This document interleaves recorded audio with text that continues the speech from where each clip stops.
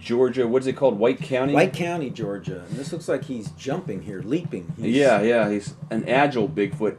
You know, we had talked before, we want to go out on the road. We want to go to Georgia. We want to go to Florida and Montana and some other states related to Bigfoot, but we also want to go to the West Coast, areas in the West Coast where Bigfoot migrates from Canada and Mexico. We want to actually try to capture footage of that migration. Right, and what's confusing to us is how do they get from the forest area to go through some of the desert to other forest area. Right, undercover, through that desert even, to get further up into the Sierra and beyond. And it can actually help out science as far as answering some questions is, do they bring water with them? Now, I think that Bigfoot does have the ability to bring water with them. Well, they have demonstrated the ability to use tools. I mean, they throw rocks, they communicate with banging on logs or trees. Right, and if you look at the chimpanzees use termite probes to extract termites from termite mounds. So there's possibly other tools that Bigfoot's using that we don't know about just yet. Yeah, you can't look at if you see a photo of a human without any clothes on the beach or something like that, you wouldn't say,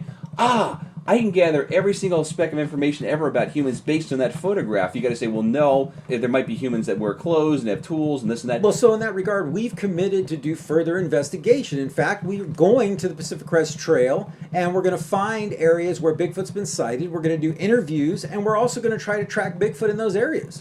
Yes, and try to get some footage. And like we say, we're not going to be there for an extended period of time, but we're going to go there enough to show you how does it live. How does it make its way through the desert? That's the biggest mystery. And the basis of the travel, for us even, is water. I mean, how do they carry their water? Well, what we want to know is, what I'm kind of curious of, are some humans in, quote, cahoots with Bigfoot, aiding them in some way, shape, or form? Maybe it was easier for them to go from Canada to Mexico because there was more foliage when the climate was different, along the time when there were saber-toothed. But how did there were more water in the area. Now with these droughts, it's, on the West Coast in particular. And there's plenty of people that help other humans on these hikes from Canada to Mexico. Is that extending to Bigfoot? We'll talk about the next episode.